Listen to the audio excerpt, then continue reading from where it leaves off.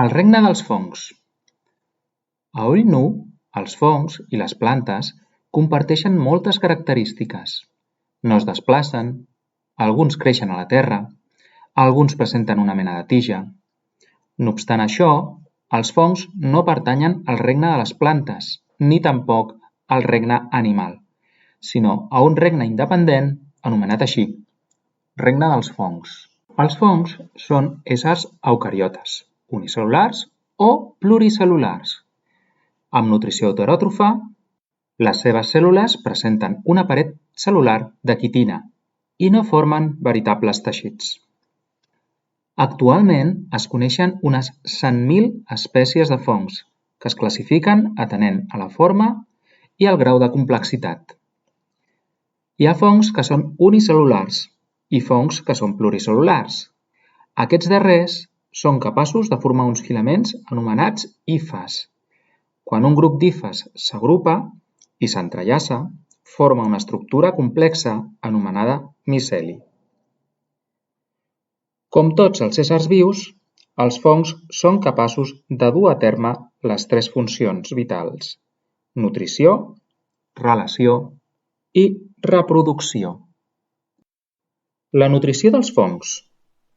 Els fongs són heteròtrofs, és a dir, s'alimenten de la matèria generada per altres éssers vius.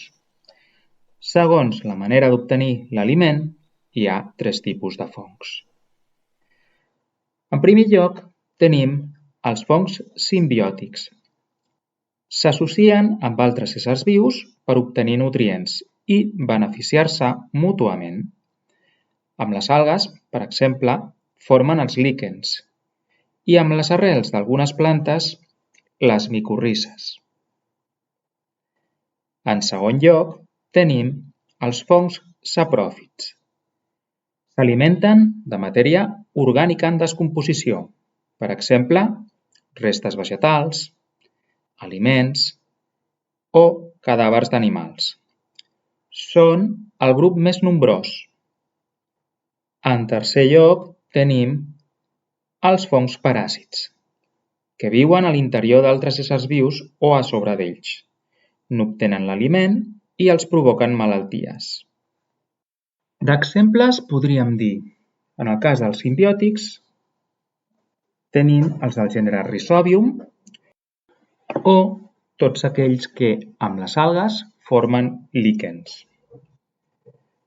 En el segon cas, en el cas dels sapròfits, podríem parlar de fongs com els xampinyons, els rovellons, etc. I en el cas dels paràsits, tenim fongs com són els que provoquen el peu d'atleta del gènere Trichophyton.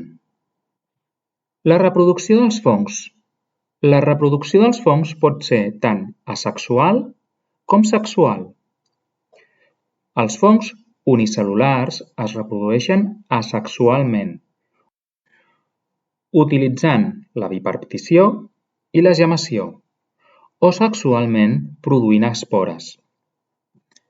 En canvi, els fongs pluricel·lulars poden emprar la fragmentació, quan es reprodueixen asexualment, i l'esporulació en la reproducció sexual. La relació en els fongs. La immensa majoria de les espècies de fongs creixen en llocs amb humitat, llum escassa i temperatura moderada. Quan els fongs estableixen relacions simbiòtiques amb altres organismes per mitjà de les quals tots dos obtenen un benefici, parlem de líquens i de micorrizes. Els líquens són associacions entre un fong i una alga, on el primer es nodreix de la matèria orgànica generada per l'alga, mentre que aquesta darrera pot viure en el medi terrestre perquè el fong evita que es deshidrati. Les micorrizes, en canvi, es produeixen quan un fong s'associa a una arrel d'una planta. El fong transforma alguns minerals del terra per tal que siguin aptes per a les plantes i les arrels cedeixen nutrients al fong. Els tipus de fongs.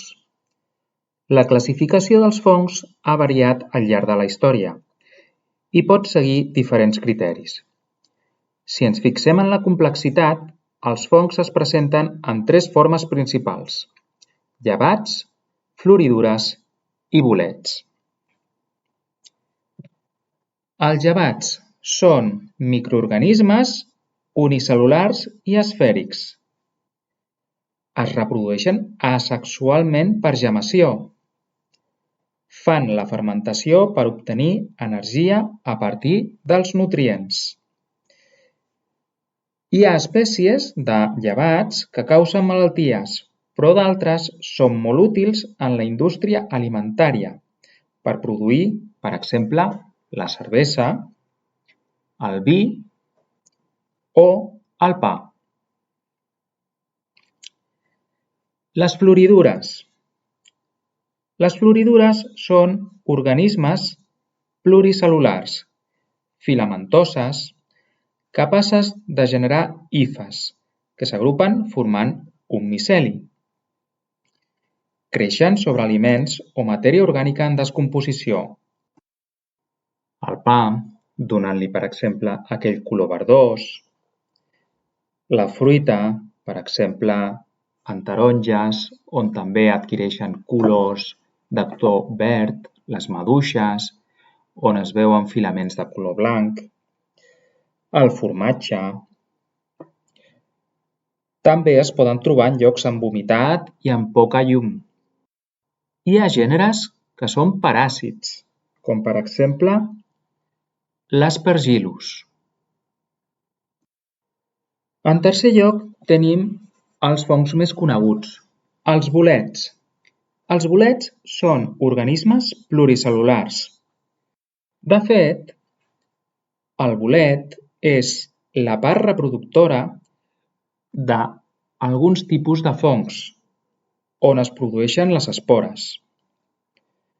En ocasions el bolet és comestible, com per exemple el xampinyó, però altres espècies són molt tòxiques, com amanita.